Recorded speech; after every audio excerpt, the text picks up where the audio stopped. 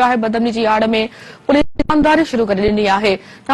खबर शेयर कन पिया नसीराबाद में शहरी त्याज जे सॾ ते बदमनी ख़िलाफ़ एहतजाज कई है।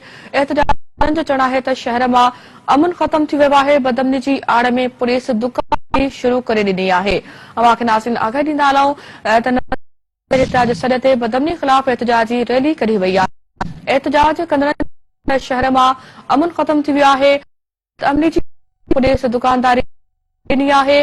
अवां खे नाज़रीन आगाही ॾींदा हलूं त्याज सॾ ते बदमनी ख़िलाफ़ एहतजाजी रैली एहतजाज कंदड़नि जो चवणु आहे त शहर में अमन खत्म थी वियो। पुलिस दुकानदारी शुरू करे ॾिनी आहे।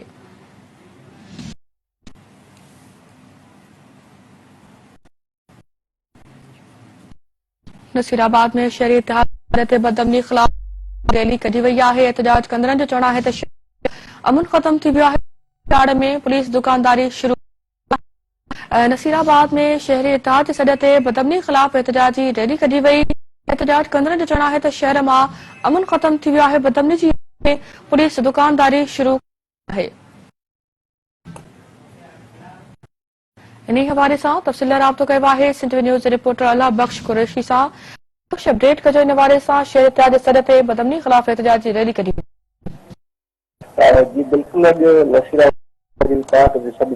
शहरी सदर सिंगार इब्राहिम चाली माशूक खलबो ॿियनि जॻहियुनि में मुख़्तलिफ़ रस्तनि खां थींदी अथरवार जी पुल ते फालका प्रेस क्लब अॻियां पहुची अॻुवाणनि में ख़िताब कयो आहे त कुझु अर्सो अॻु वापारी यासीन कानून खां फुर थी हुई 4 लख रुपया। हुन खां पोइ मीर मुस्तफ़ा दुकानदार जे दुकान जा ताला तोड़े हुन खां रोक रक़म चोरी करे विया।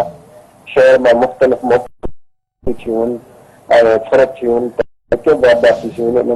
वापसी उन्हनि बुहारियुनि खे पुलिस ज़ाहिर करे सघी। इन्हनि बेतमादी जो इज़हार कंदे शहर में फ्रूट थियूं उन्हनि जो नोटिस नथो वठे। शहरनि जे एहतजाज जो नोटिस नथो वठे। आलात शहरनि खां मुतालबो किया त नसीराबाद में अमन जो क़याम यकीनी बणायो वञे ऐं पुलिस केतिरनि ई माण्हुनि खे गिरफ़्तार पर उहे कंहिं बुहारियुनि जो पर उन में छॾियो वञे थो।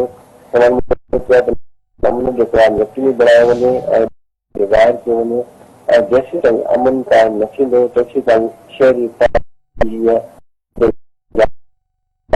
मेहरबानी आवाज़ तफ़सील